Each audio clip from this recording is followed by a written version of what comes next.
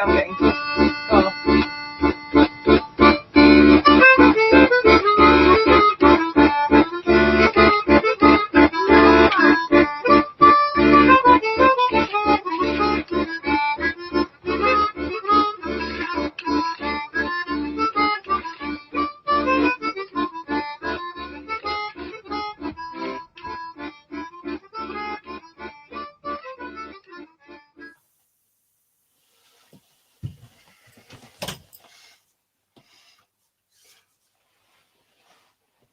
We're live.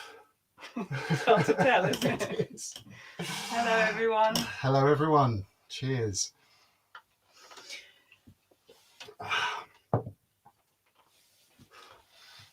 you want to just check on the device that we're live, if you got it? Yeah. I'm just checking that you can see us. Yeah. We can't see anything. It's just a laptop there. Oh, hold on, I can do this. Here we go. Yeah. Yeah. Look, that's what they can see. Oh, gosh. good evening, everyone. Oh, yes. Welcome. Welcome Yeah, to fine, Hedgespoken yeah. Picturehouse. Here we are.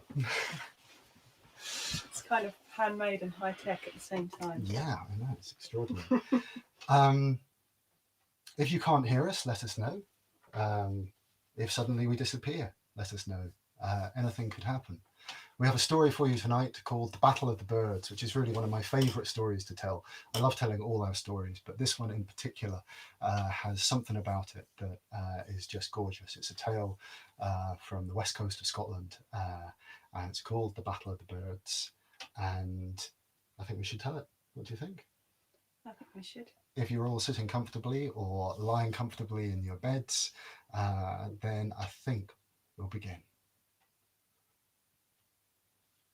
A long time ago, a long time ago, before your mama and your dada were born, before their mamas and dadas were born, so long ago, in fact, that people still remembered how to listen to birds and animals and sometimes speak to them as well, which is to say it was a very, very long time ago. All this time ago, it so happened that there was a battle taking place between all the birds of the world and all the animals. It was a huge, huge occasion, as you can imagine. And the King of England heard that this battle was taking place, and he was very curious, as you might imagine, to find out what the outcome of this battle was. And so he sent his son off on a long journey to find where the battle was taking place. And the king's son set out, walking and walking and walking, day after day, week after week. And he had all sorts of adventures on his way. But eventually, one morning, he came over the crest of a hill and looked down onto a great plain in front of him, strewn with the bodies of birds and all manner of animals. And by the time he reached the battlefield, there was in fact only one bird and one animal left, a raven and a snake. And as the king's son watched, it seemed to him that the snake was about to sink its fangs into the neck of the raven. And so the king's son, who had a bit of a thing about ravens, as they often do in these stories, especially King of England's sons, he stepped onto the battlefield, drew his sword and cut the head off the snake. And the raven was victorious. The birds had won the battle, and the raven turned to the king's son and said, "I cannot thank you enough. If it wasn't for you, I would be dead, and the animals would have won this battle. And as a thank you for your aid in my hour of need, I'm going to take you on a journey, the like of which you will never have been on in your days. Climb up onto my back, hold tight to the feathers at the base of my neck, and we'll fly and fly and fly. We shall see where that takes us." And so he did. The king's son climbed onto the back of the raven, and the raven took off on its great wings, and they flew and they flew and they flew.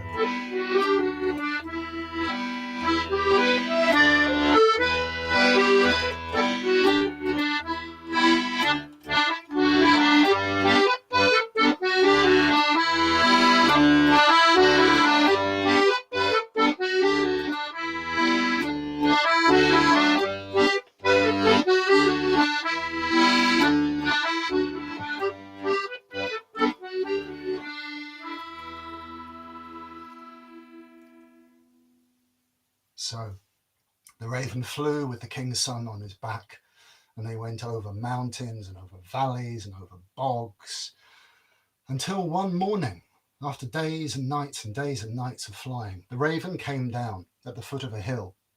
And the king's son got off the back of the raven, and the raven said to him, listen, at the top of this hill here, there's a house, and in that house lives my sister. You go up there, knock on the door, ask for food and drink, explain that you're my friend, that you have helped me. Tell her the story of the battle and how it went. And come back down here in the morning, and I'll meet you here, and I'll have a gift for you. Do you understand?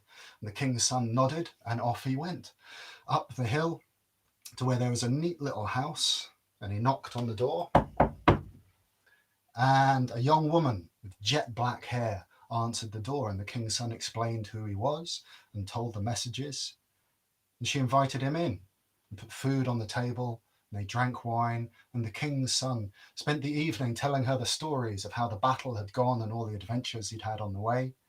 And then when night came, he slept on the floor by the fire while she went off to bed. And in the morning he thanked her, as he had good manners, this king's son, not like some of the characters in our other stories. He was a well-mannered lad. And he went back down the hill, waiting for the raven. There was no raven to be seen, but after a little while of waiting, a fella comes along with long black hair, and he's got silver and gold thread plaited into his hair, and he's dressed all in black and silver. And the king's son says to him, excuse me, this may sound a bit strange, but I'm waiting to meet a raven. I don't suppose you've seen him. And the man says, well, because of your good manners in the night and in the hospitality of my sister's house, you've lifted me from a curse. I am that raven, and I do have a gift for you, which I will gladly give to you now. And he pulls out a bundle of cloth wrapped around something small, and he passes it to the king's son. But before he lets go, he says, listen, this is really important. You mustn't forget this. Only open this bundle in the place where you want to spend the rest of your days. Do you understand me? Don't open it anywhere else. You wouldn't do that, would you? The king's son nods and says, I understand. Only open the bundle in the place I want to spend the rest of my days. That's quite simple. I think I can do that. And the raven says, well, thank you. And now you be on your way back to London. You've got a long walk ahead of you, and I'll be on my way. Thank you again for your aid, and good journeys ahead of you. And the king's son sets off. And he walks and he walks and he walks through bogs, through valleys, over the mountains. And he walks for days, weeks, and he's almost home, but not quite. He's just a few miles from London, and he's going through the forest, and he's going through a horrible, sloppy, stinking bog. The flies are buzzing around him, stinging him on the neck. The air is kind of green and gassy, and it's a horrible, horrible place. And a strange thing happens. As the king's son goes on, trying to make his way through this bog, sinking deeper and deeper up to his knees, the bundle is getting heavier and heavier. And after a while, it's got so heavy that he can't even carry it anymore. It's just weighing him down so much. And so he leans down with his back against the gnarled trunk of a hawthorn, and he looks at the bundle of cloth. And he thinks to himself, well, old Raven Boy says I shouldn't look in the bundle. I shouldn't open the bundle, apart from where I want to spend the rest of my days. But he didn't say that it would be a problem just to have a little peek inside, did he? No. So he lifts a corner of the cloth and begins to open up the bundle. Do you think this is a good idea? Do you think this is a good idea, Rima? Terrible things are going to happen. But if he doesn't open the bundle, it's a very short and boring story. So thankfully, he does open the bundle. He has a look inside. And there, nestled in the center of this cloth, there is a little castle a perfect miniature castle made out of white stone, and it's got little gold and silver roof tiles on the towers, and there are rainbow flags flying in the breeze. And he thinks to himself, well, that's the most beautiful thing I've ever seen. It's a strange gift, but it's very beautiful. And he's just scratching his head wondering what it's all about, when before his eyes the castle begins to grow. And it grows and it grows and it grows and it grows until it's too heavy for his lap. And he puts it down onto the ground, and it grows and grows and grows. And before he knows what's happened, it's grown into a full-size castle. There it is. It's magnificent. He thinks, well, there's a funny thing. I didn't expect that to happen. And then as he watches, it starts to sink into the mud. Can you do a good farting noise with the accordion? Sorry. There are all sorts of farts and squelches as it sinks this way and begins to tilt and list over. Oh, dearie me. And he covers his face and thinks, oh, mercy me, I really should have not have opened the bundle. This is a terrible place for a castle. And he's watching the castle subside into the bog. And just when he thinks that his day can't get any worse, he hears a terrible crashing and thundering from the forest behind him. And he turns his head and looks behind him, and he sees some creature coming crashing, pushing the trees one side to the other. And as the creature comes, it is making a terrible, blood-curdling cry. And the cry is, fee-fi-fo-fum, fee-fi-fo-fum, fee-fi-fo-fum, fee-fi-fo-fum. And out from the trees, there comes a giant. And it is not just any giant, ladies and gentlemen, boys and girls. It is the most hideously ugly giant that anyone has ever seen in any folktale throughout history. I guarantee you. It stands there, fee-fi-fo-fum. And it's, shall I tell them how ugly it is? I don't want to disturb your equilibrium, but I have to share some of the horrors of it just to get them out of my own head. Its eyes are kind of yellow and pussy, and its eyelids hang down, and they're like big sacks full of this yellow roomy matter.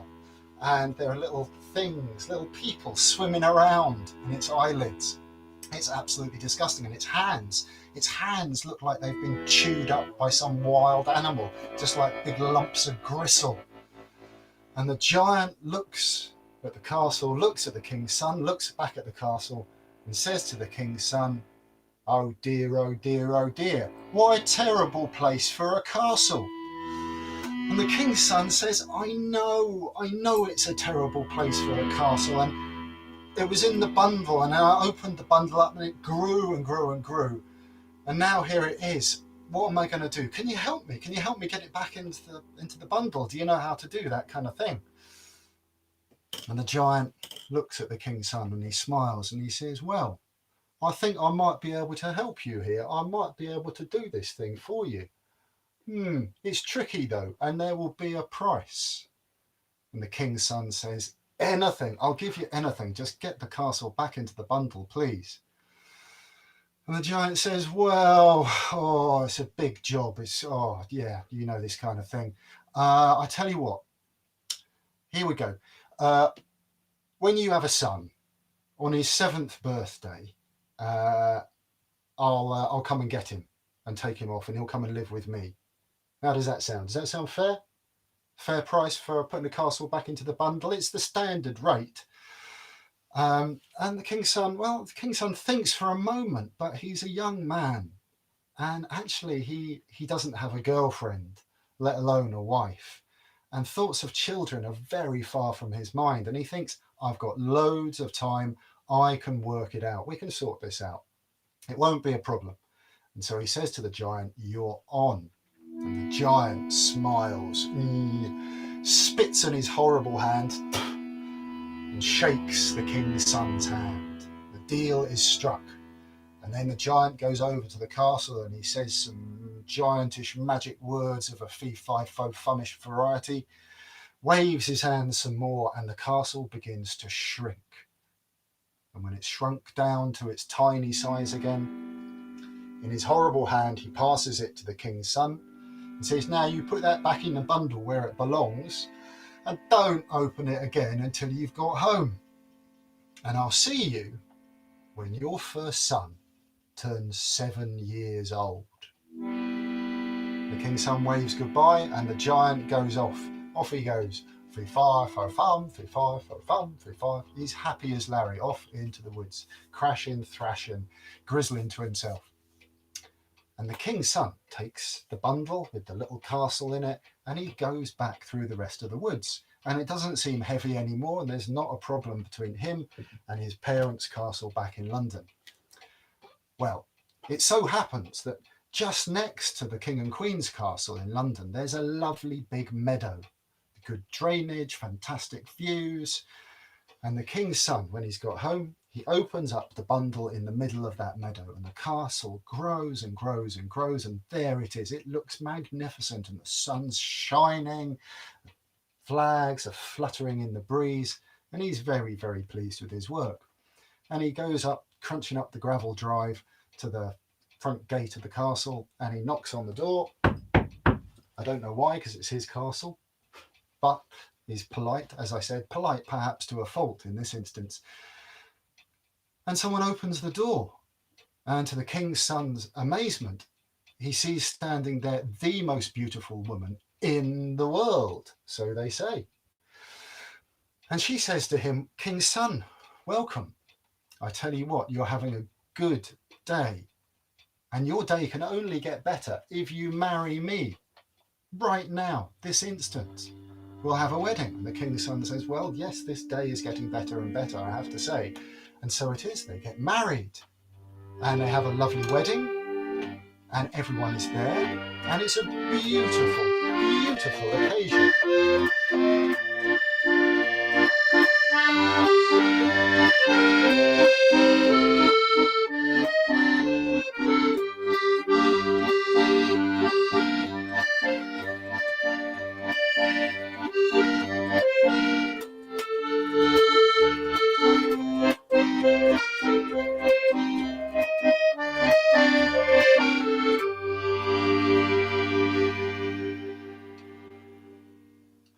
Well, the king's son and his wife, they enjoy their time together. They enjoy their honeymoon, as you might imagine. But this isn't the end of the story. This is definitely not the end of the story, because time goes on. The months turn into years, and soon enough, the king's son and his wife are expecting a baby. And in the goodness of time, as these things happen, she gives birth to a beautiful bouncing baby boy. And the king's son's son, this boy, grows and grows. Soon enough, 1 year has gone by, and 2, and 3, 4, 5, 6, and the boy's 7th birthday is approaching. And as you might imagine, as this day approaches, the king's son is starting to be a little preoccupied because he remembers very well the bargain he's made with the giant. But he has never told his wife. He's never told his wife about this bargain. And so as the day approaches, he's up all night scratching his head thinking, what am I going to do? But in truth, not the cleverest of lads. He can't think of any good plan. And so the night before the 7th birthday comes, and the king's son lies in his bed, watching the sky beyond the window, starting to get light. And as the first ray of sun strikes the window, there is a great on the door of the castle. And the king's son's wife wakes up, and she says to the king's son, who could that be at this unearthly hour? And the king's son says, well, my love, I don't know how to tell you this, but there's something that I really have to explain to you. and he tells her all about the bargain with the giant. And she listens, and she shakes her head, and she says, "Dear, oh dear, oh dear. Well, my love, I think if this relationship is going to have any longevity, you're really going to have to work on your communication skills. But do not worry, because I have a plan." And she tells him, because as chance would have it, in the castle there is, of course, a kitchen, and in the kitchen there's a cook, and the cook has a son who, would you believe it, is turning 7 that very day. And what do? They go down and they fetch this poor boy out of his bed, and they dress him up as a royal prince. And they go to the front door of the castle, and they open it up, and there is the giant. You can only see his shin, but he leans down and he says, "I'm here. It's your little nipper's 7th birthday. It's time. Come on, lad." And the poor lad, shaking in his boots, is pushed out by the king's son and his wife, and off the giant goes, crunch, crunch, crunch, down the gravel path, hand in hand with this little boy. And as they go down the path, the giant gives him a bit of a sniff. Something doesn't smell right. The giant knows the smell of royalty, you see. And so he picks up a stick and he gives it to the lad, and he says, tell me, son, if you were at home, with this stick, what would you be doing with it?" And the lad says, "Oh, that's easy, sir. If I had this stick, I'd be working away in the kitchens. I'd either be stirring a pot, or I'd be smacking the dogs on the nose to keep them off the food." And the giant nods and he says, "Oh, I see. Yeah, you are not the king's son. You are the cook's son."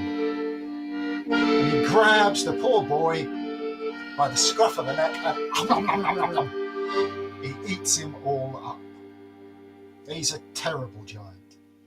And he goes back to the front gate of the castle. "Open up, bring me your son, no more of your tricks." And inside, the king's son and his wife look at each other. And the wife says, "Hold on just a minute, I've got another plan." Because it so happens that in this castle there is a butler, and the butler's son is also turning 7 that very day. Who would have believed it? And so they go and fetch this child, dress him up as a royal prince, push him out the front door, and off he goes down the drive with the giant. The giant gives him a sniff, doesn't like what he smells, and he gives this little lad a stick, and he says, "Tell me, boy, if you were at home with this stick, what would you be doing with it?" And the lad says, oh, that's easy. I would be waving it over the goblets of wine to keep the flies off them before my father takes them up for the king and queen." And the giant says, "Oh dear, oh dear, oh dear. You are not the king's son. You are the butler's son." He takes him by the scruff of the neck and eats him up as well. Goes back to the castle, bangs on the door. "Bring me your son right now, or I swear I will tear this castle down brick by brick."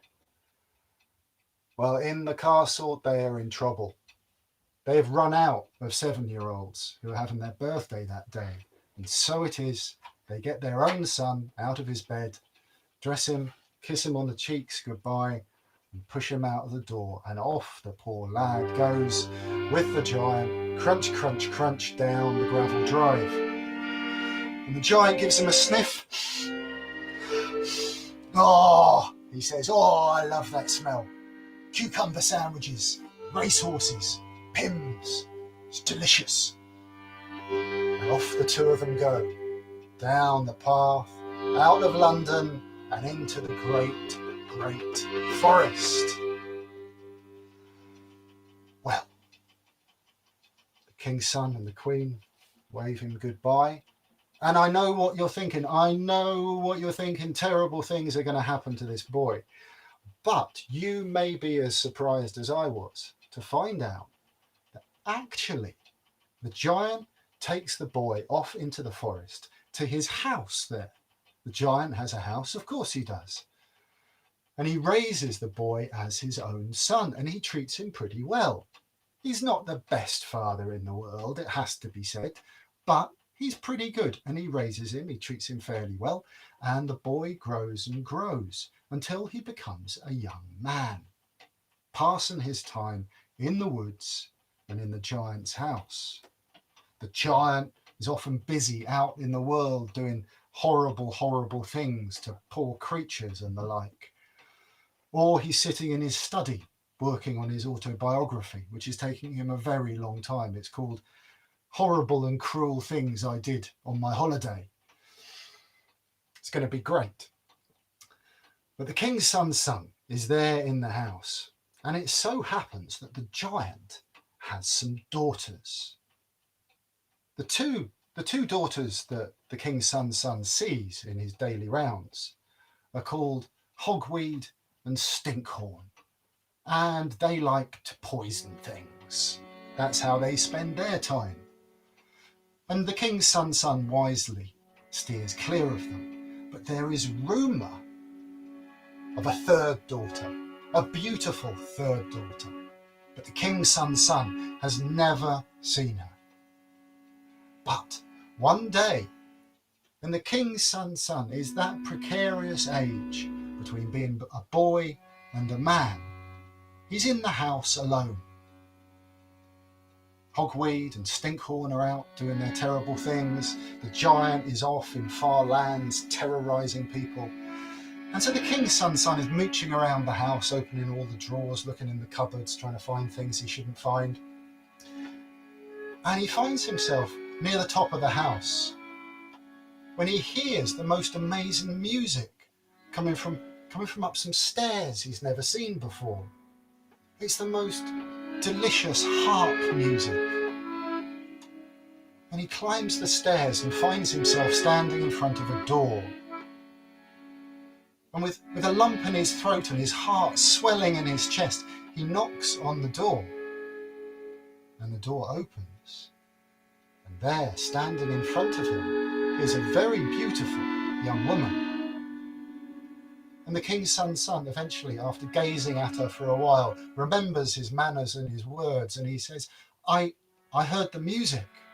I couldn't help but come. Can you play some more of that music for me? It was just so achingly beautiful. And the young woman smiles and she says, yes, do come into my bedchamber. My name is Primrose. I am the giant's third daughter. And the king's son's son finds a chair, and Primrose sits and she plays the harp. And the king's son's son is in a dream. It's the most incredible, beautiful thing he's ever heard in his life. And after some time, he doesn't know how long, he realizes that she has stopped playing. And she looks at him and says, my father will be back soon. And if he finds you in here, there's going to be terrible, terrible trouble. It's time for you to go. And the king's son's son says, yes, of course, I'll go. Can I see you again? When can I see you again? Can I see you again soon, please? And Primrose smiles and she says, listen, tomorrow my father is going to announce that it's time for you to get married. And he's going to try and marry you off to one of my sisters. And I think you know already that if you marry one of those two, your life will be short and miserable. You must tell him, no, you will not marry those. You will only marry me. Do you understand? And the king's son says, yes, yes, absolutely, I will marry you. How wonderful. Yes, thank you, thank you. And Primrose closes the door and the king's son's son drifts down the stairs and eventually makes his way off to his own room, where he lies in a delirious, wondrous fever. And sure enough, the next morning, there's a knock on his door. And he gets out of bed and gets dressed and answers the door, and it's the giant. And the giant says, son, come down to me study. I've got stuff to talk about with you. And so the king's son's son goes down, and there's the giant standing behind his desk with all his bits of notepaper all over it. And the giant says, you're an all right lad. You haven't turned out too horrible and wrong, considering you're an human and everything. But it's time you got married and made an honest man of yourself, or whatever they say. I've got two lovely daughters. They're all right. Stinkhorn and Hogweed. They'll do you all right. They will. Which one do you want? And the king's son says, well, that's a kind offer you make me of your daughters, but actually I will not marry either of those daughters. I will only marry your third daughter, Primrose. And the giant looks at him, says, fee fi fo fum, fee fi fo fum. I don't like it. And the king's son says, well, that's the only thing that's going to happen. What are we going to do? The giant scratches his horrible chin and says, fee fi fo fum. Well, I tell you what, if you want to marry Primrose, you have to pass a test. Come with me. The giant takes the king's son out of the house to his cowshed, because the giant keeps cows in the woods. And the giant says, look, here's my cowshed. I've been a bit negligent. I haven't really cleaned it very much. It's kind of got away from me. I don't think I've cleaned it for about 700 years. It's full of shockingly thick muck. And it's right up to the ceiling. And the giant says, I tell you what, I want you to clean this out so it's so spick and span that when I roll this silver apple down the length of the whole room, it comes out spotless at the other end. How's that? If you do that, you can marry Primrose, all right? If you don't do it, then it's or something, you know. And the king's son says, okay, I'll do this.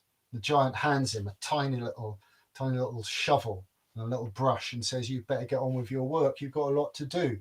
I'll be back just before nightfall. And off he goes.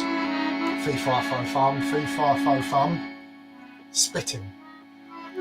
And the king's son sets to work, digging away at all this muck with the shovel and the little brush. And by lunchtime, he's really not got very far at all. He's just made a bit of a dent in it. There's like 100 yards of cow muck.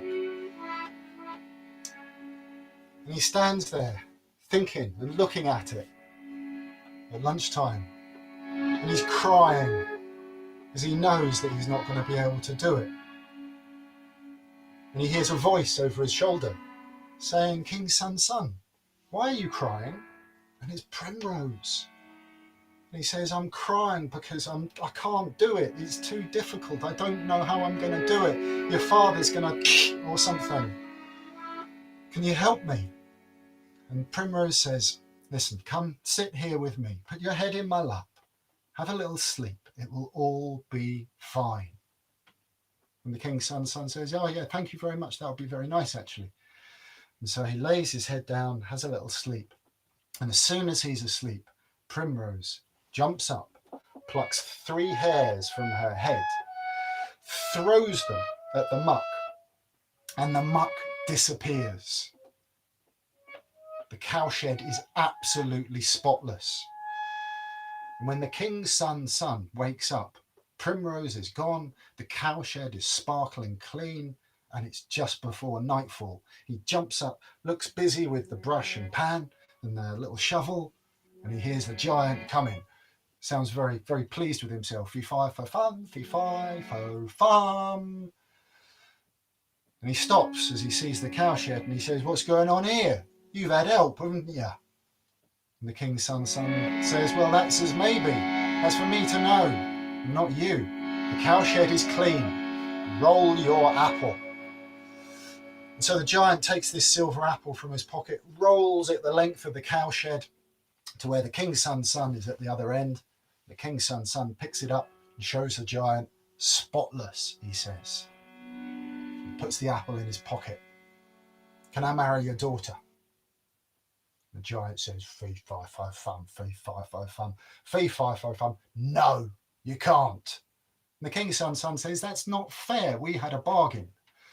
And the giant says, oh, it's too easy. It's just too easy for you. I tell you what, another thing, we'll do another one tomorrow. And if you can pass that test, you can marry Primrose. I promise. And so the next morning, the giant takes the king's son out again, and he shows him the roof of the cowshed, and he says, I had this roof thatched about 1,000 years ago. Look at it now, it's all falling apart, it's in a terrible shape. They did a terrible job. I want you to re-thatch the roof of my cowshed. But I want it done really nice. I want it done in feathers. And each feather, I'll tell you what, has to be a different colour. All of them different colours. Any feather's the same colour and it's going to be, yeah? But if you can do it, then you can marry Primrose, all right? And the king's son says, okay, I will do this. And the giant gives him a bow and arrow and says, you better get busy hunting some birds. Got a lot of work to do. And off he goes, fee fi fo fum, fee fi fo fum. And the king's son sets off trying to hunt birds to thatch this huge cowshed. And truth be told, the king's son is actually quite a good shot with a bow and arrow, but he's not having any luck that day. And by lunchtime, he's narrowly missed a blackbird, and that's about it. He's not doing well, and he's in tears, sitting in the forest. And he hears a voice behind him saying, King's son, why are you weeping? What's wrong? And the king's son looks around, and it's Primrose, and he says, what's wrong? I've got no feathers, and I've got to thatch the roof, and your father's going to or something. What am I going to do? And Primrose says, don't worry. Come and sit here with me. Put your head in my lap. Have a little sleep. And so he does. And as soon as he's asleep, Primrose jumps up, plucks 3 hairs from her head, throws them into the air, and where they come down, there are 1,000 upon 1,000 of feathers of all the colours you can imagine. And Primrose waves her hand, and the feathers as one fly up out of the forest and lay themselves in the most extraordinary thatch you can possibly imagine on top of the cowshed. And when the king's son wakes up in the forest, it's almost dark, and he makes his way back to the cowshed, and he stands marvelling at the sight before him. And here comes the giant, fee fi fo fum, fee fi fo fa, fa, fa, fum. You've had help, haven't you? And the king's son says, well, that's for me to know and not you. I've thatched your cowshed. Now can I marry your daughter Primrose? The giant says, fee fi fo fum, fee fi fo fum. No, you can't. And the king's son says, this is ridiculous. What do I have to do to marry your daughter?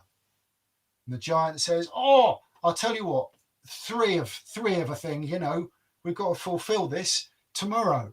I'll take you out, and if you can do this last thing, then on my heart, cross my heart, hope to die, you can marry my daughter. And the king's son says, you're on. And so the next day, the giant takes him out again, and he says, listen, I'm hungry for eggs for my dinner, but not just any eggs.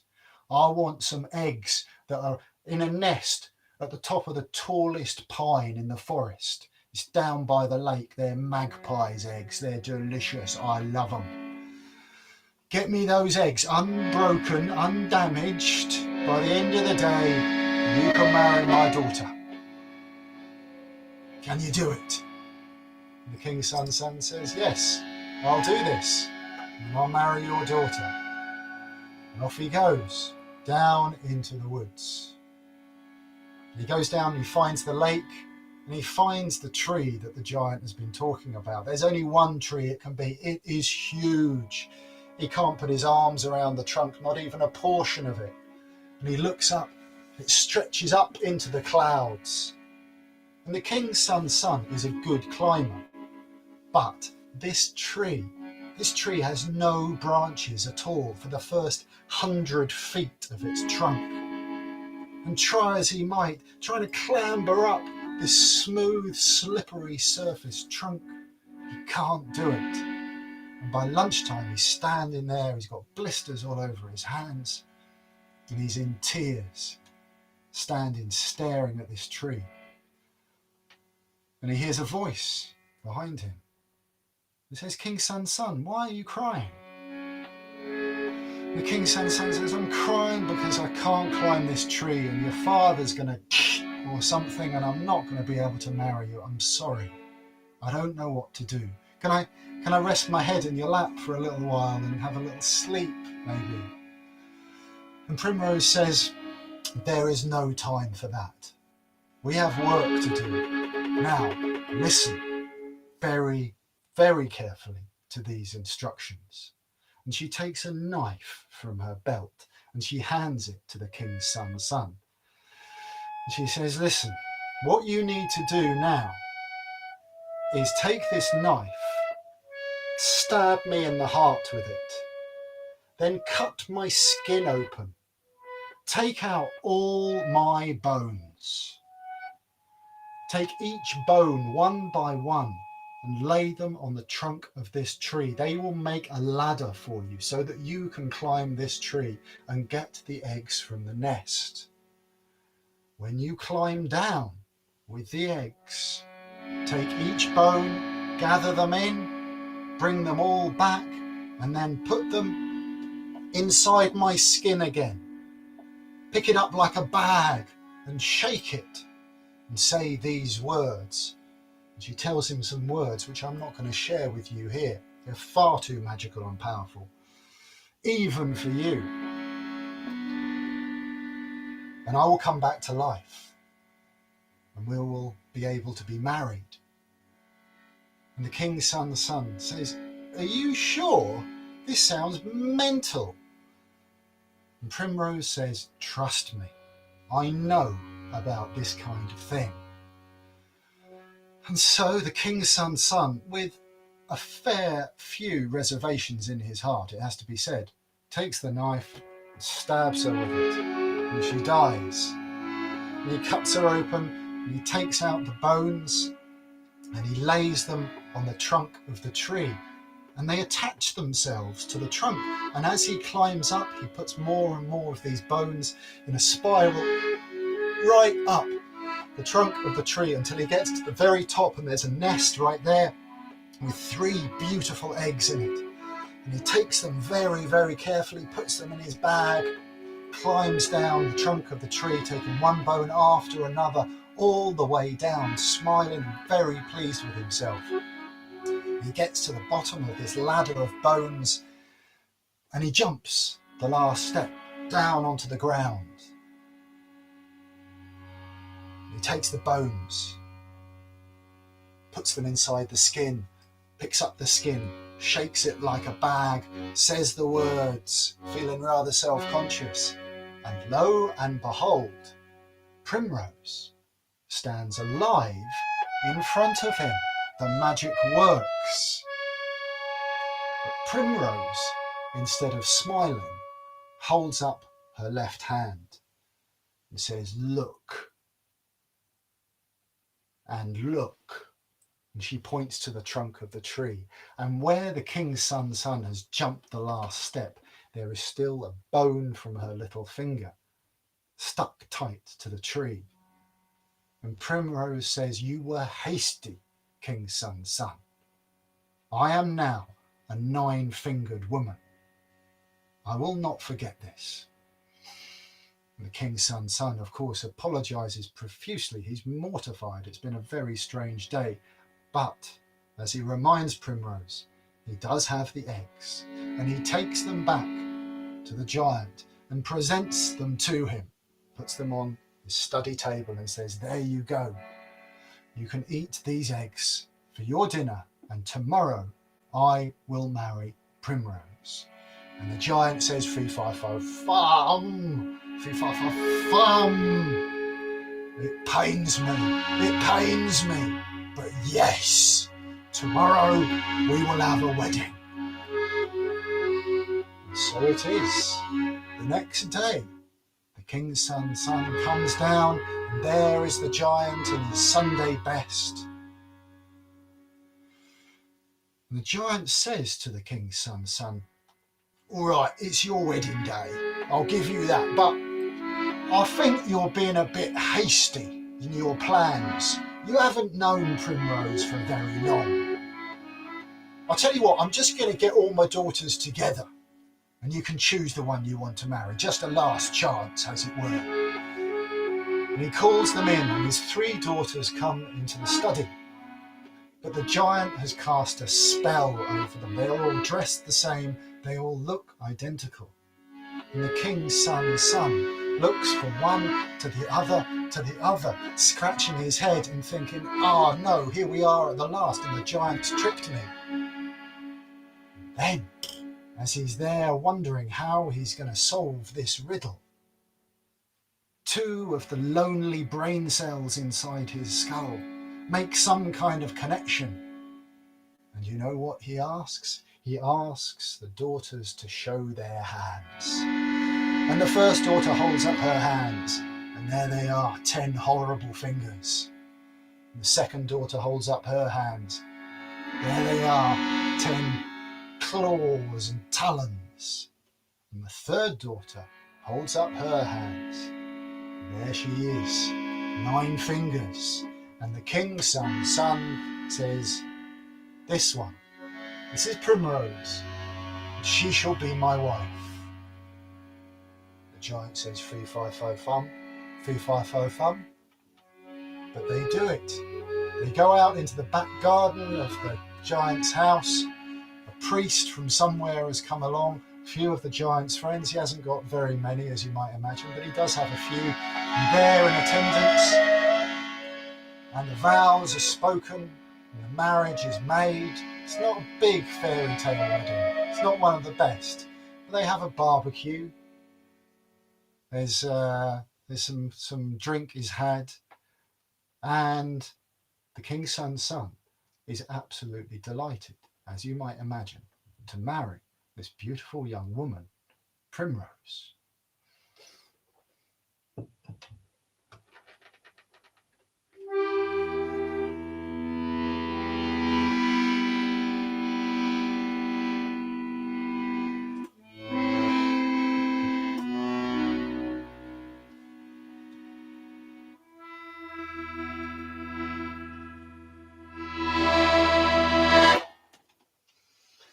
Well, the day goes on.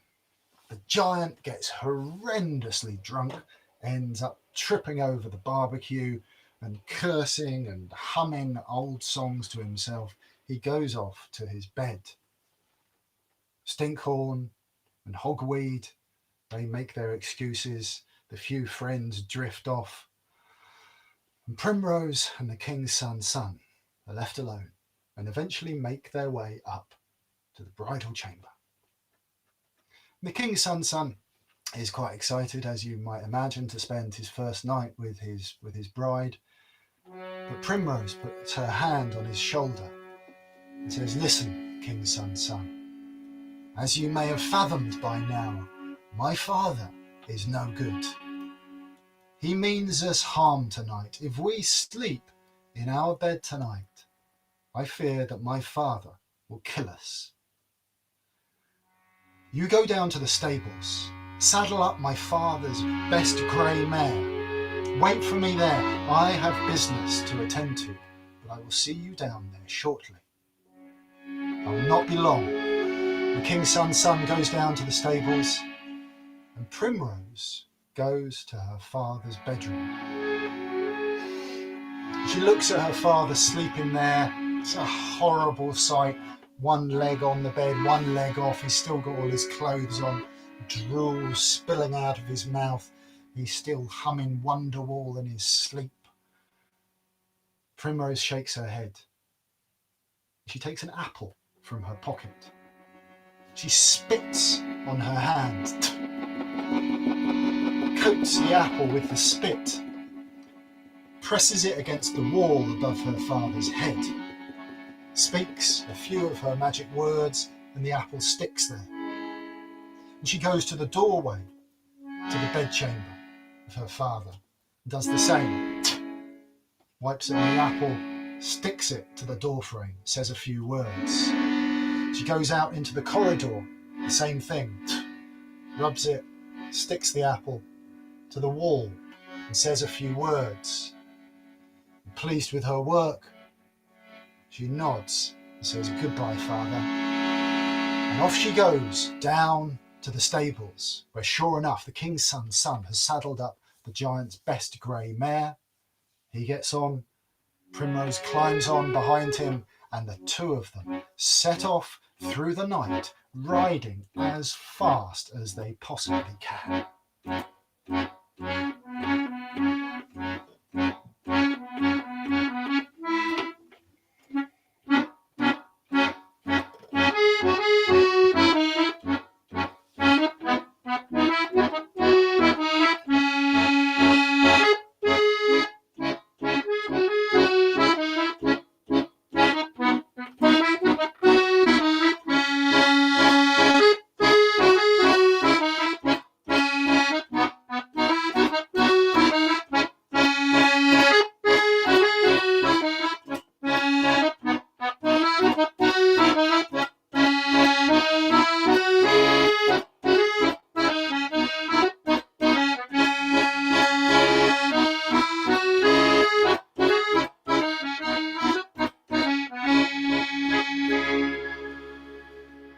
Well, Primrose and the king's son, they ride on through the night.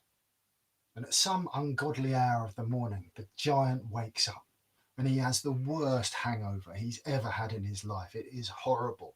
And he prizes his lips apart.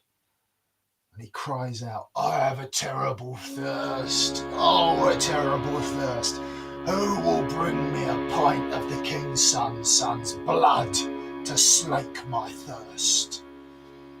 And the apple above his bed speaks out in the voice of one of his daughters and says, "Rest, my father. I will bring you a pint of the king's son's blood. Rest a while. It may take some time to get." And the apple falls to the giant's pillow, and he falls back to sleep. And the king's son and Primrose ride on through the night.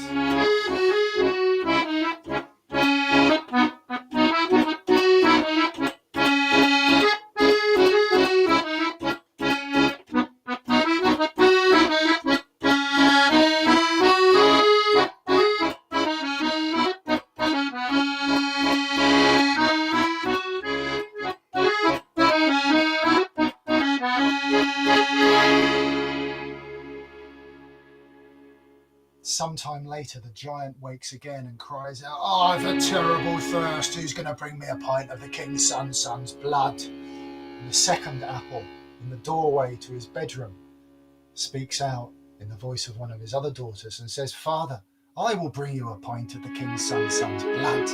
Rest now." The apple drops to the floor, and the giant falls back to sleep, and the king's son and Primrose ride on through the night.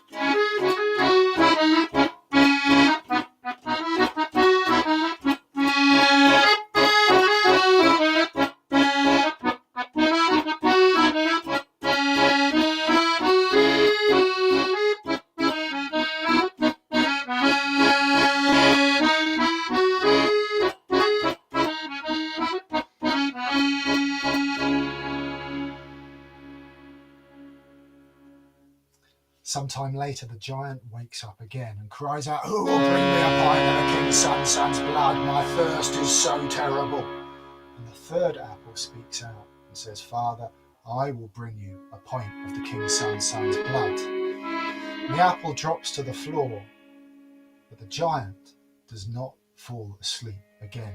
He lies there in his terrible, terrible hangover until eventually he levers himself up out of his bed and swaying to and fro with the room swimming around him.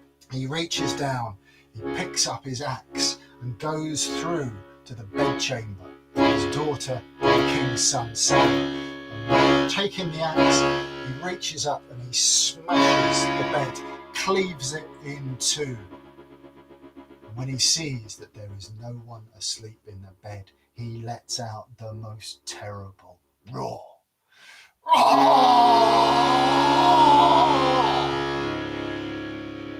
He goes down, sniffing through the house until he comes down to the stables and he sees that his great grey mare is missing.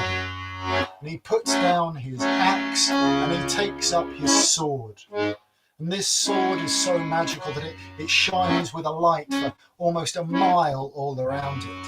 And still sniffing and swaying drunkenly, the giant begins to chase after his daughter and the king's son.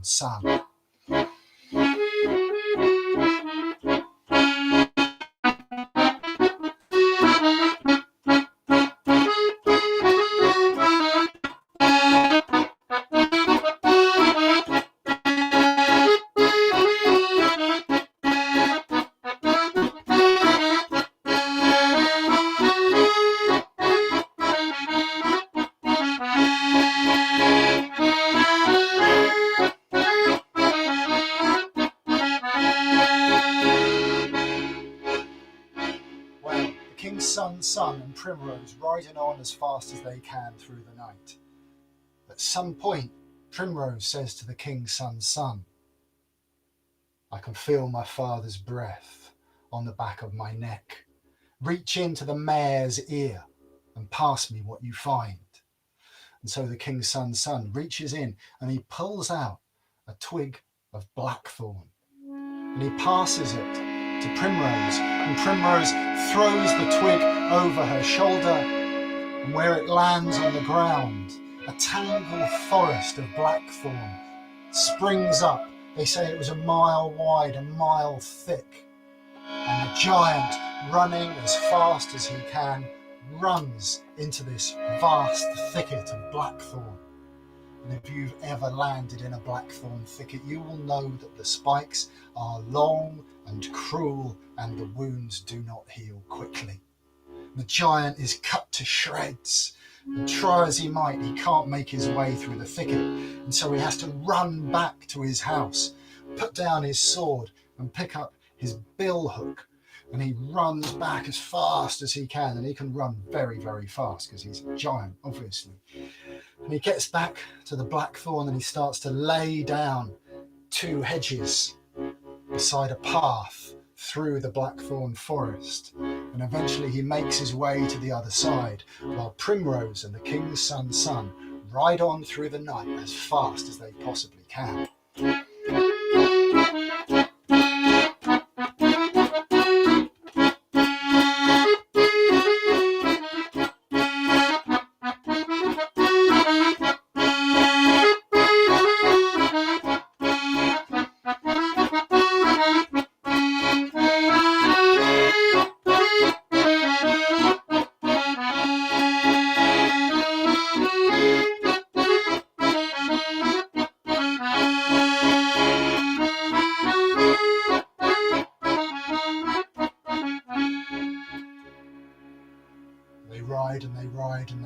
And at some point Primrose says to the king's son, I can feel it again, my father's breath on the back of my neck. Reach into the mare's ear again and see what you can find. Pass it to me. Well, the king's son reaches into the mare's ear and pulls out a piece of flint. And he passes it to Primrose and she throws it over her shoulder. And where it lands, a range of mountains springs up with flinty, jagged faces. They say it was a mile wide, maybe even a mile high. And the giant, running as fast as he can, runs headlong into the flinty face of the mountain and is cut terribly. Pounds at the walls of flint and can't make his way through. And cursing, he runs back to the house and fetches his sledgehammer and pickaxe, and gets back to the flinty face and starts tunnelling his way through the mountains. And the king's son and Primrose ride on through the night as fast as they possibly can.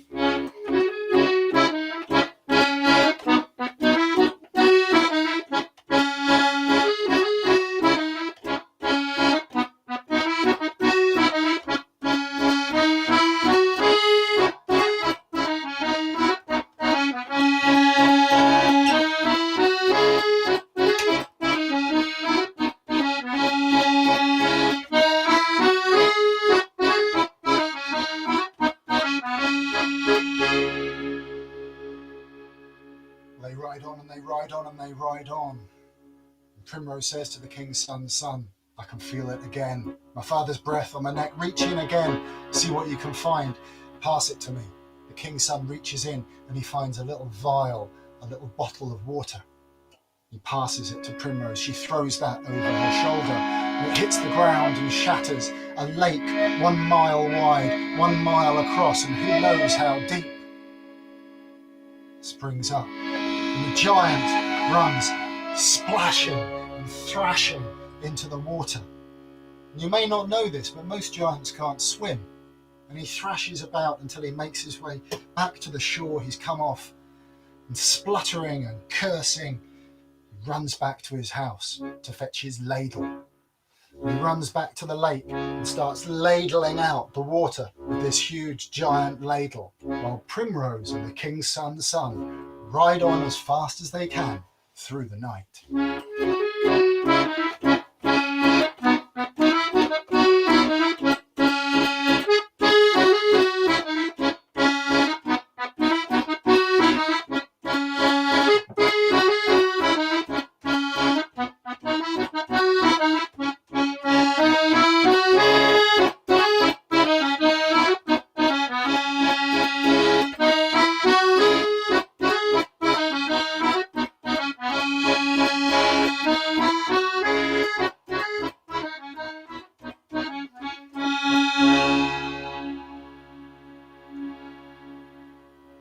Well, when the lake is dry, the giant makes his way across the bed of the lake and up the other side.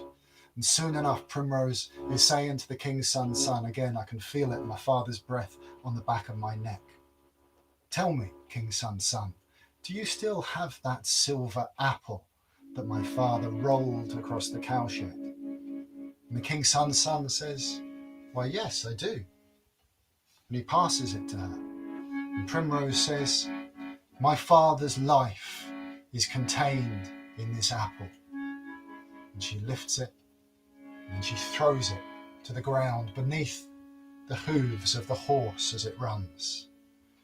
And when the great hoof of that grey mare crushes the silver apple, the giant falters in his running, clutches at his heart, and falls dead to the ground. And Primrose and the king's son ride on through the night, away from the giant.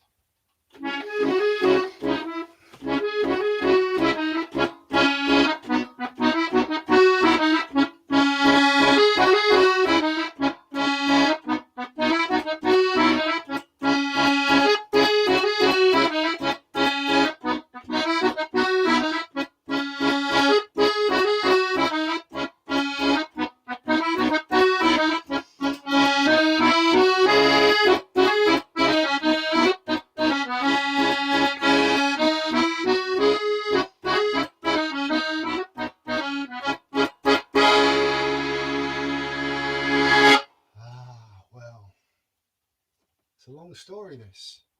I hope you brought sandwiches and some refreshments.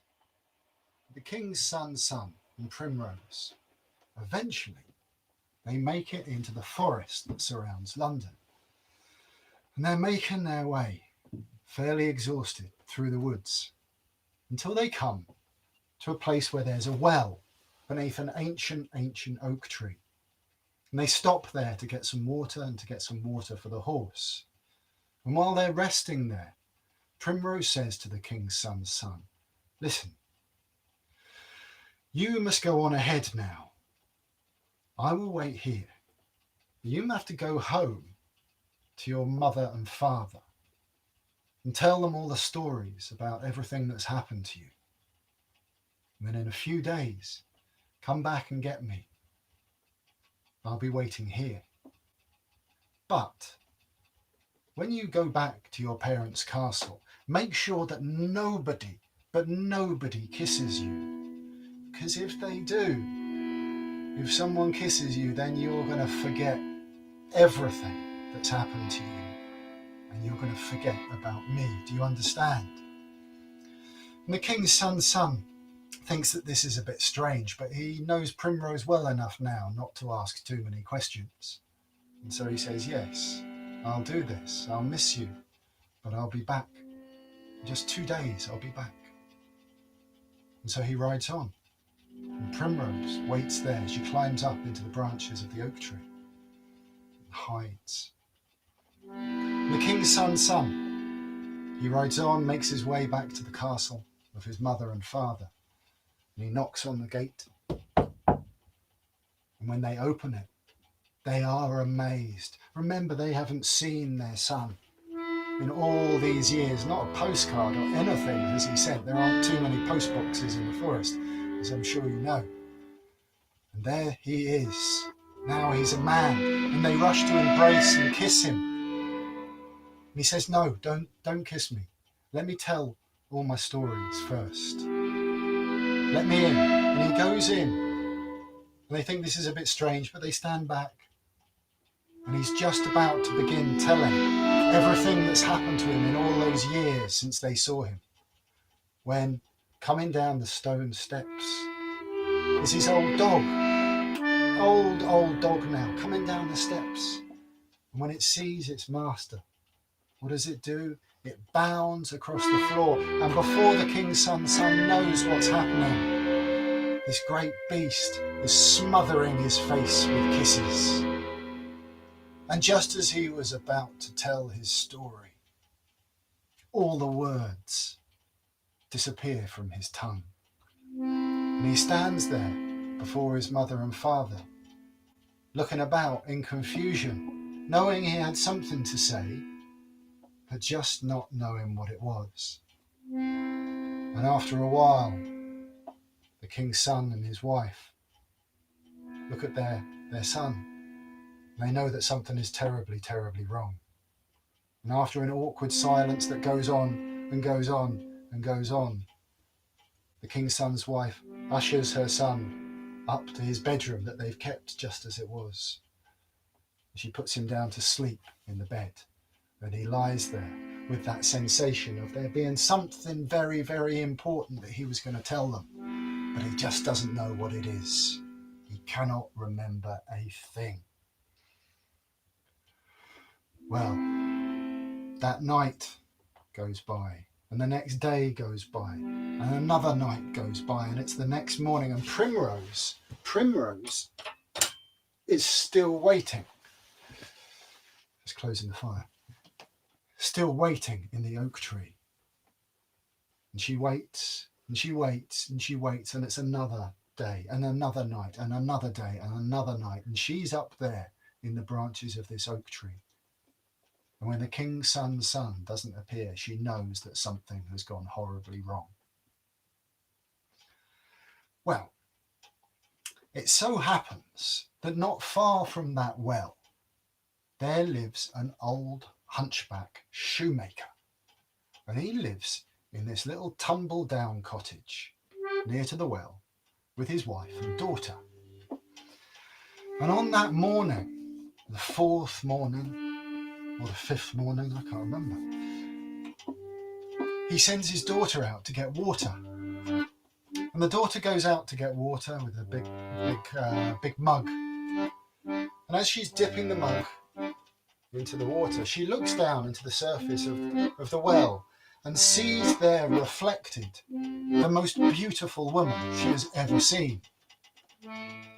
And possibly not being too bright, she thinks to herself, oh my word, I never realised how beautiful I was. And she goes back to the hunchback's house and she says, my father, here is your mug. You can fetch your own water. I am too beautiful to fetch your water anymore. I am going to make my way to London and seek my fortune. And off she goes. Gone to London. And the hunchback looks around him. I don't know what's going on here, he says. He says, wife, would you go and fetch me a cup of water?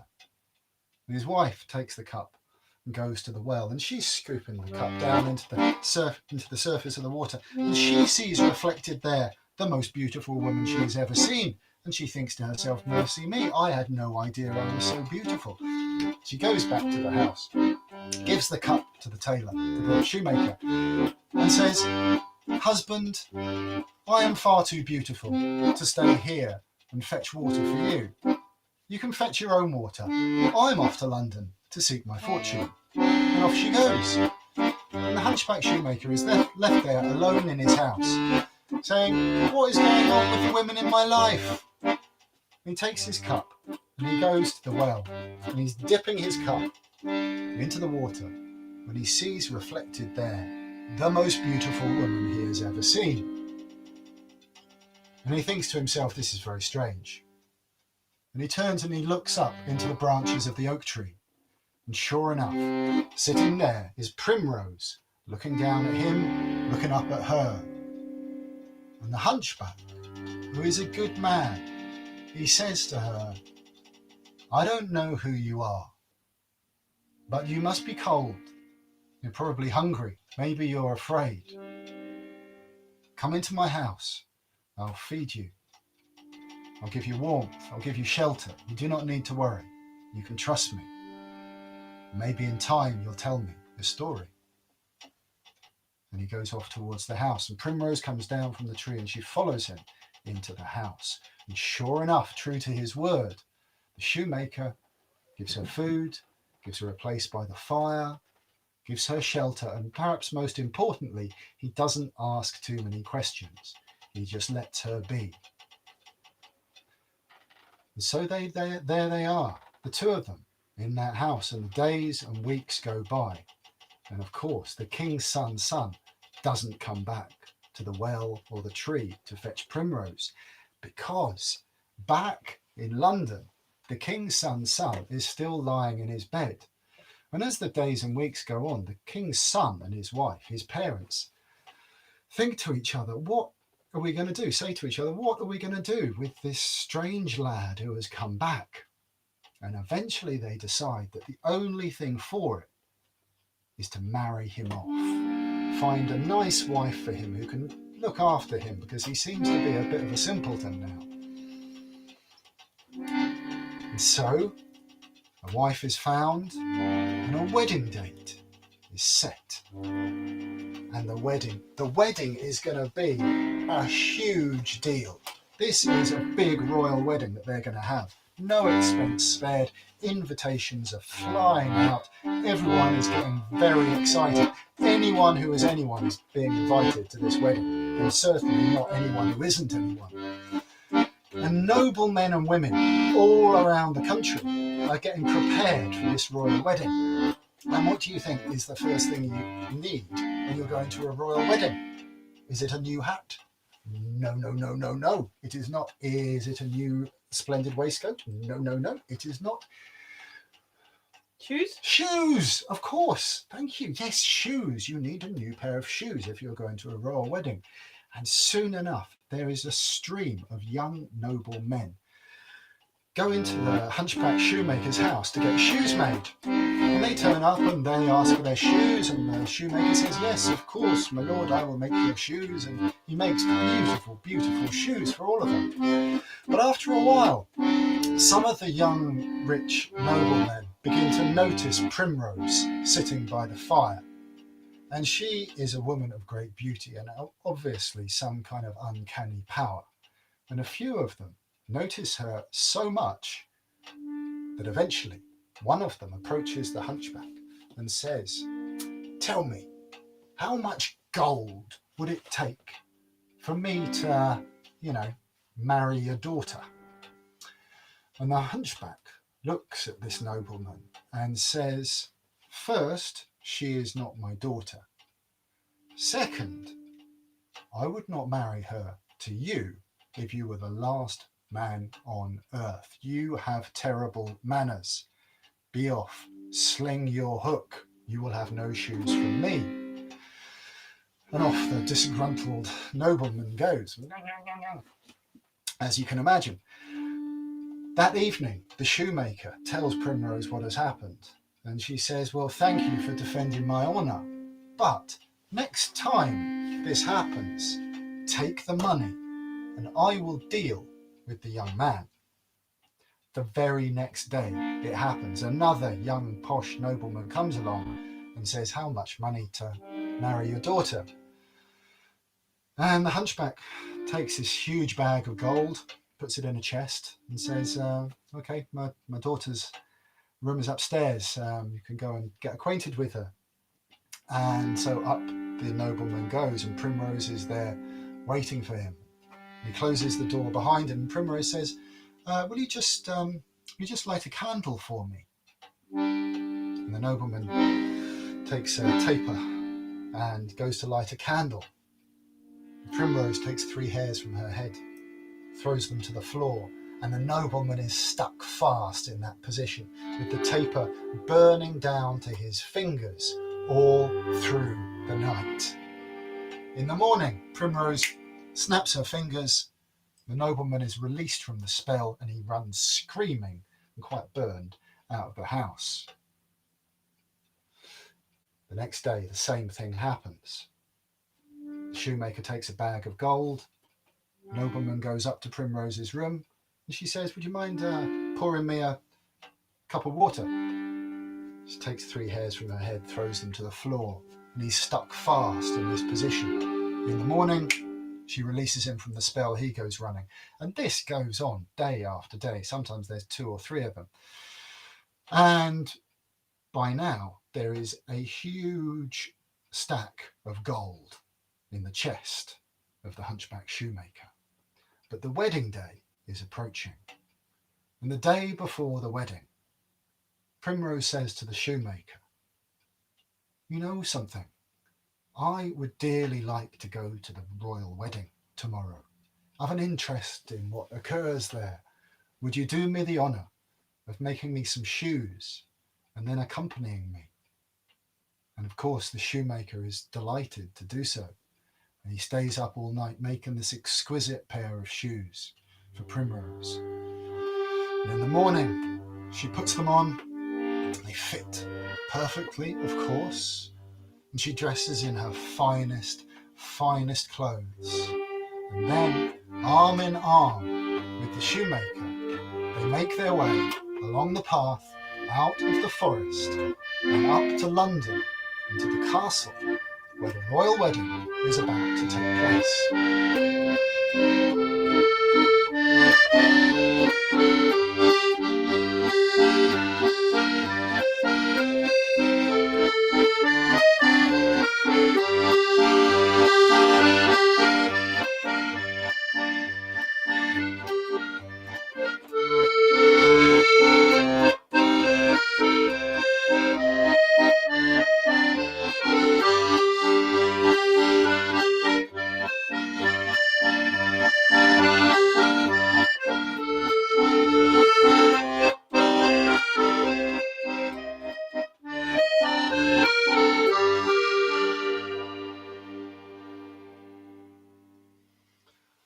Well, the wedding is just about to take place.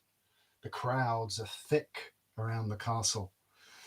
And Primrose and the shoemaker make their way through. The crowds part as they see this extraordinary couple approaching.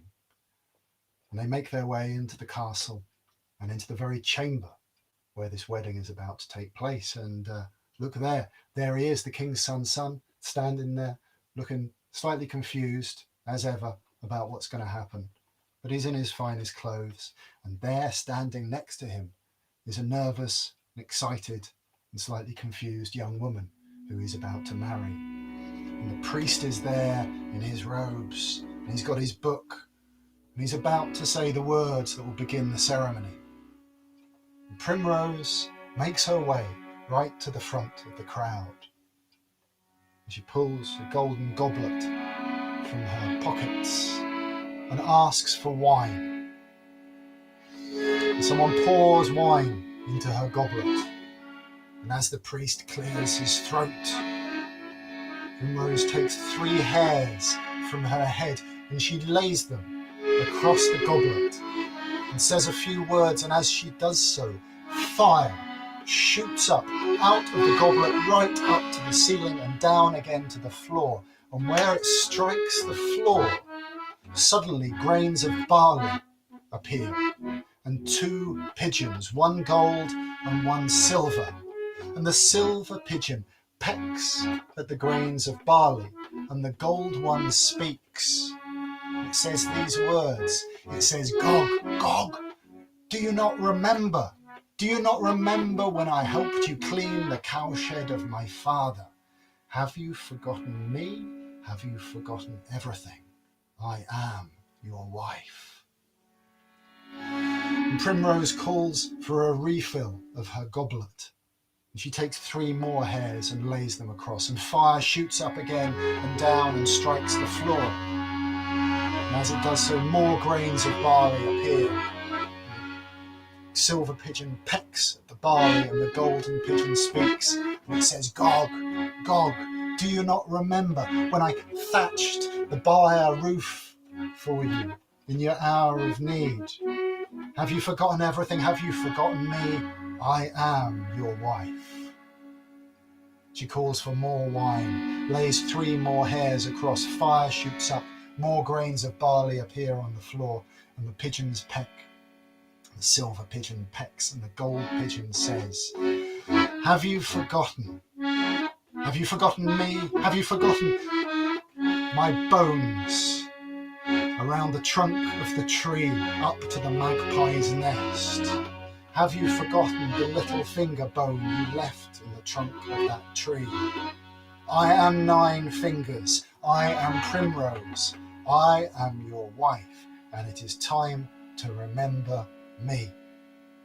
And in that moment, the spell is broken. The king's son blinks. He looks around him. He sees Primrose, this extraordinary woman, standing in front of him. And he steps towards her. And he says, I do not know where I have been. And I'm sorry about your little finger. But I love you, 9 fingers as you are. You are my wife.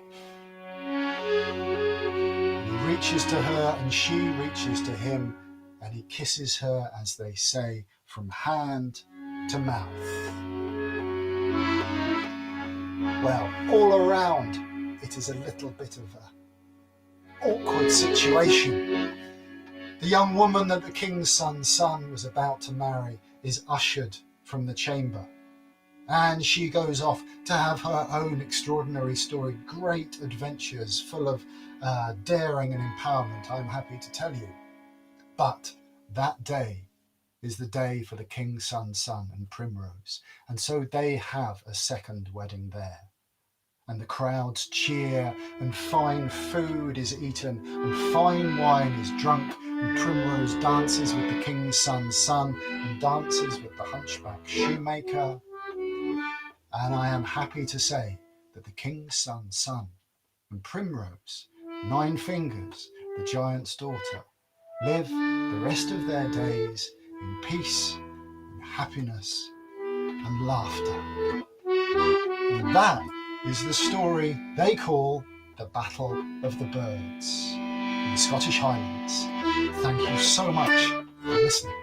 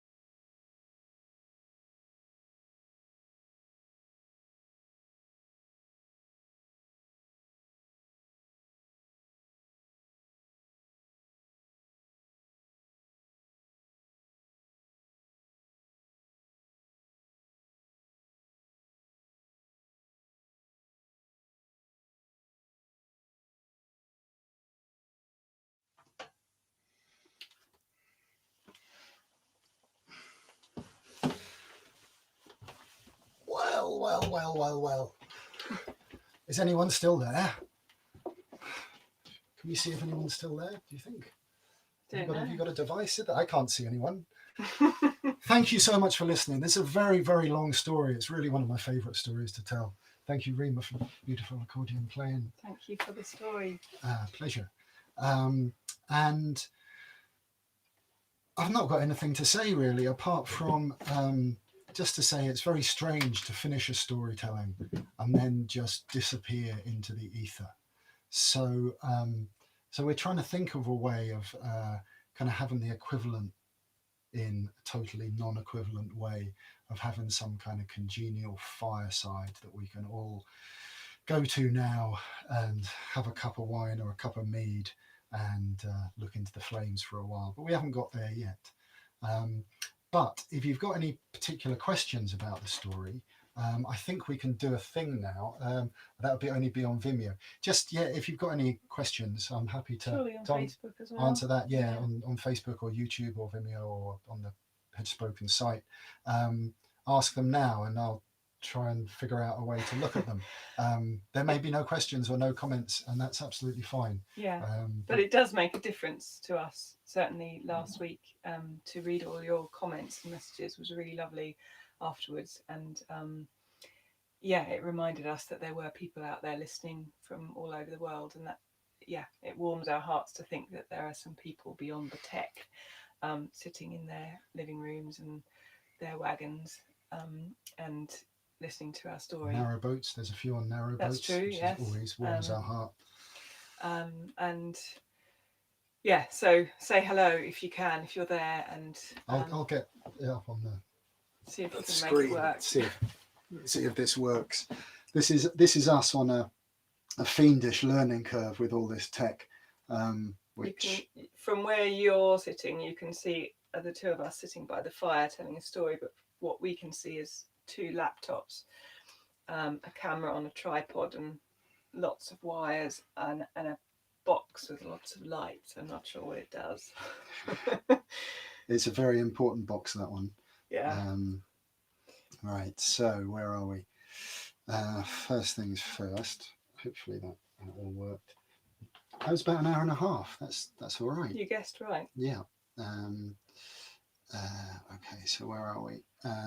Hedgespoken site. Are there any comments there? Let's have a look.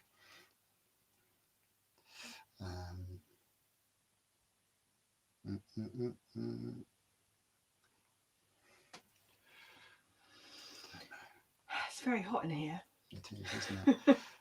We've got a very well insulated truck, and the fire is blazing.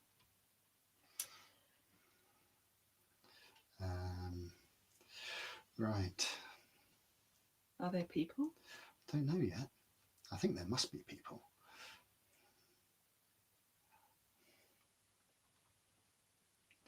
Oh yeah. Oh right.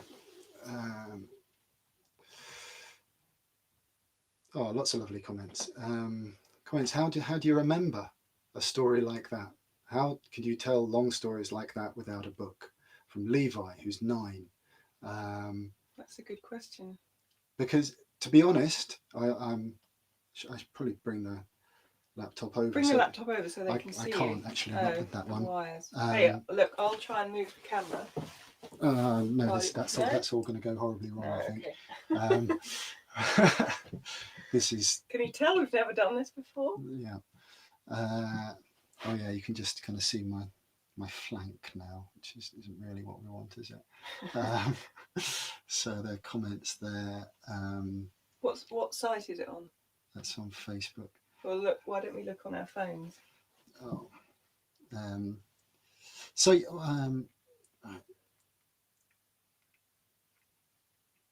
Do you have a source to share as well? That's another good question. I will tell you that. Lovely, you have not lost any of your power, neither of you. Thank heavens for that. Phew. More and more every day, I hope. Okay, so... Why don't I read the comments and you sit in your chair? And okay. You can answer them. Yeah. So there's Facebook there. Let's pop that out. YouTube, I haven't managed to find YouTube yet. YouTube is the a tricky one. Here we go. I think by the 6th story we'll have got the hang of this. I doubt it. What we really need is a tech person. We do, don't we? And it's highly unusual having the storyteller as the tech person. So it means that Tom's got many, many jobs. Okay, sorry about this.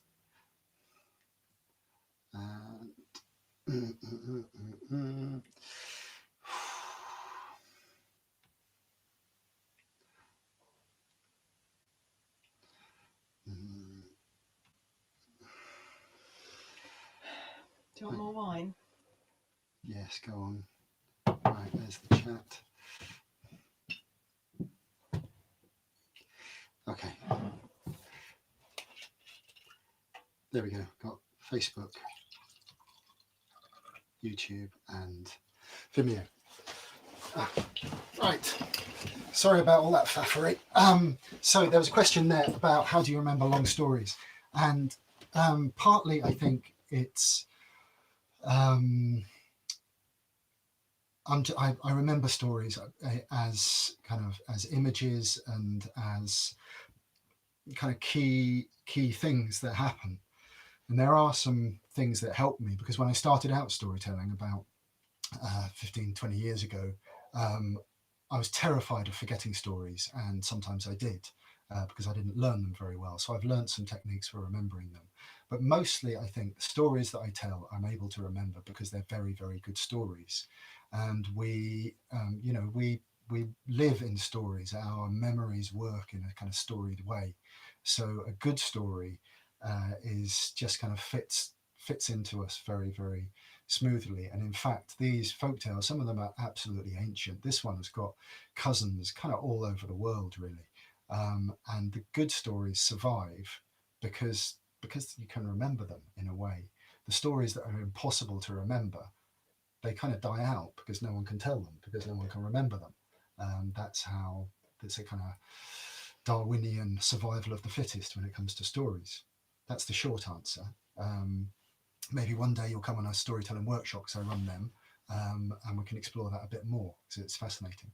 The other question was a source for that story.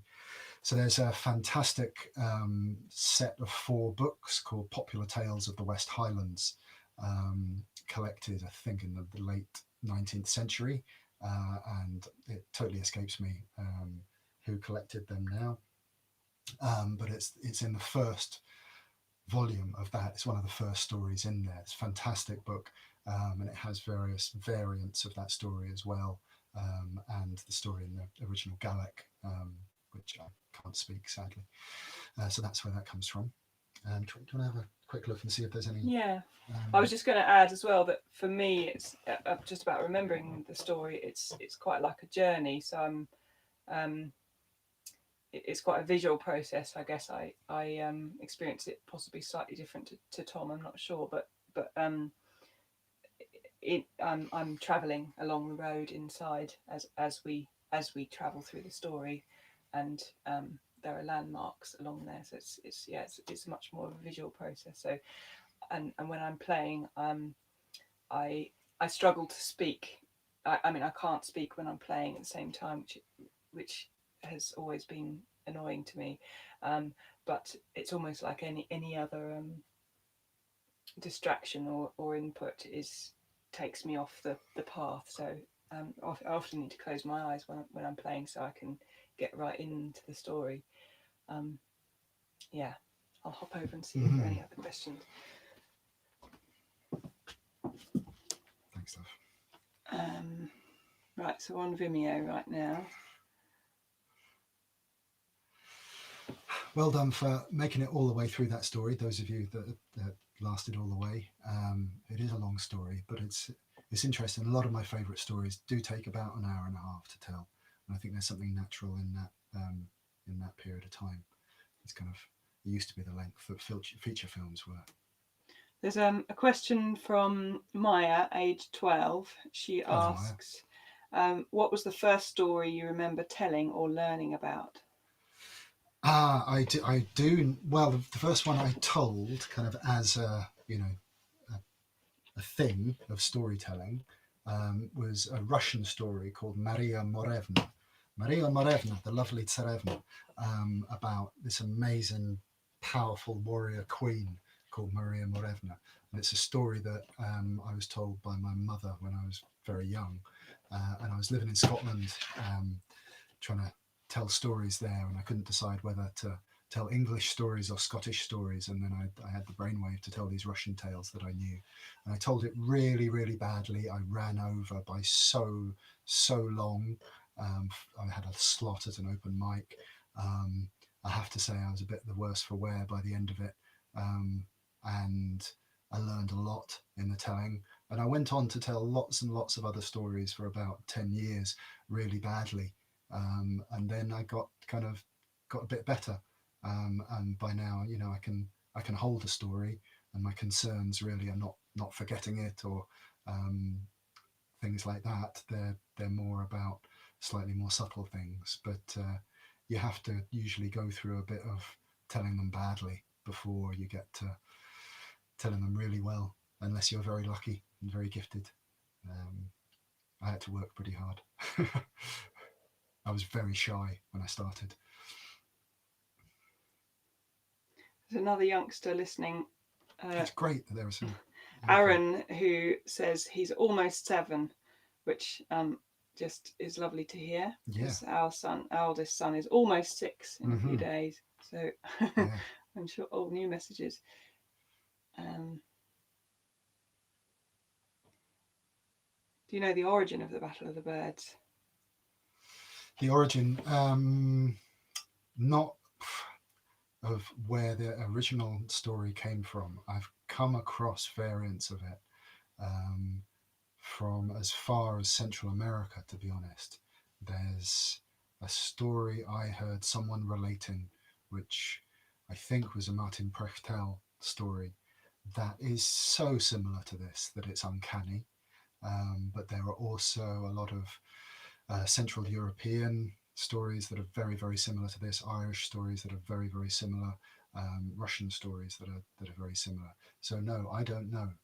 Um, and of course, I have curiosity, but I understand a little more now that stories are basically exist in a kind of great river of stories and language and culture, which has many tributaries and streams and divergences and lakes.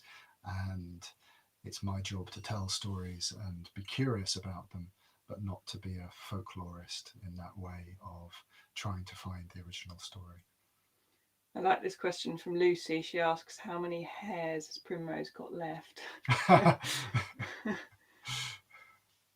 Okay, I'm hopping over to YouTube now, where you're still talking. Hello, YouTube.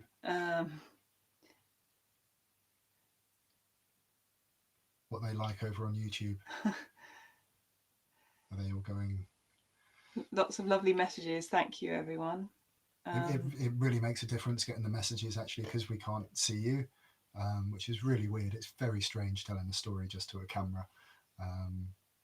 So yeah, humour us with this bit actually, because I told a story recently at an event online, and afterwards I was just kind of left alone, and it was such a strange feeling. I was all out of sorts for the next day or so, and realised that there's something important in just having for me anyway, for having a bit of chat and a bit of just kind of human interaction in a way.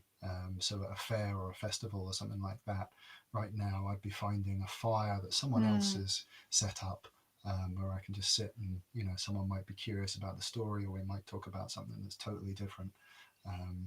So this has a real value for me, and I think for Rima as well, just of some kind of human touch in amongst all the weird tech. Lou is saying thank you for dealing with the tech and bringing us the stories. I think it all worked this week, didn't it? We'll find out in a minute. Yeah. Did you get music with the titles? I hope you did. Our dear friend Dave was playing bouzouki and harmonica on those, and he died last year. So it's lovely to have a bit of his beautiful vagabond spirit in our in amidst all the tech.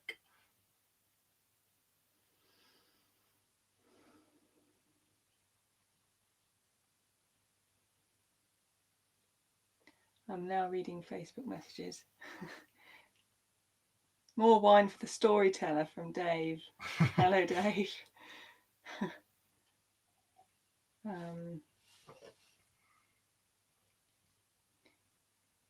Lots of people feeling blessed. It's lovely to think of you all sitting in your places, listening. Someone's saying, funny how the actual Battle of the Birds is the briefest introduction. I know. It's kind of a misnomer. It's such a good title. It makes you really curious, and then it's gone. And it's not even just Battle of the Birds. It's the Battle of the Birds and the Animals. But yeah. Someone's asking whether we've got an amazing babysitter. Yes, we've got the lovely Maggie sitting with our boys, who are hopefully fast asleep right now. And that makes a big difference. Yeah. Time for hot chocolate, I think. Time for hot chocolate. I think we'll say goodbye there. Yeah. And thank you all so much for watching and staying with us to this point. Do have a look on the Hedgespoken website, hedgespoken.org /Picturehouse, where you can see other episodes if you're catching up with this in the future. Over this series of 6 stories starting tonight, these are all funded by the Arts Council of England, for which we're very grateful. Thank you very much.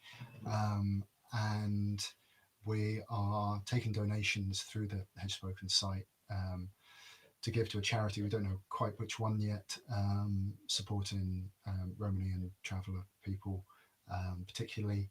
We'll let you know a bit more about that as time goes on. So if you'd like to ping some money that way, there's a button on the hedgespoken.org /Picturehouse site, where you can also find our Keep Hedgespoken Rolling patronage scheme, which a few of you have kindly joined already, and makes a big difference to our monthly income. And also have a look at hedgespokenpress.com, where you can see loads of Rima's incredible artwork. If you're not familiar with it already, you have a treat in store. And some of my burblings of poetry and whatnot as well. I don't know what story we're going to do next week, but I think it might be a new one. Yes, we like to keep ourselves on our toes. Yeah, I think it might be from Book of Ina. Either The Seer. Should we not commit ourselves? Or something else. There's another Book of Ina Romany story I came across just recently, which just blew my socks off. So it might be that one, or I might save that one for a bit later. Anyway, there's a thread that you may have noticed that we're telling lots of Romany and traveller tales from mostly from Europe and Britain, and the donations money will also go to, like Tom just said, to support Romany travellers. Apart from this one, apart from this story, which isn't a Romany or travel story. No, not every single story, but there's this thread going through what we're doing with this project, and part of the Arts Council money also went to provide places on Tom's workshops for people from traveller communities. Which I haven't put in the shop yet. I must put those workshops up in the shop. If you want to keep abreast of all this kind of dazzling array of news, then you can sign up to the newsletter, News from the Hedge, on the website as well. I heartily recommend it. We don't send out much. Shall we? Yeah, let's go and make the hot chocolate. Hot chocolate time. Thanks for joining us, everyone, and see you next week, 8 p.m. 8 p.m. Bless you all. Safe journeys. Good night. And see you a little bit further down the road. Do you want to press the button, or shall I? Which button do I press? The red one? No, the rightmost bottom one there that says FTB, fades to black. Okay. Bye, everyone. Night.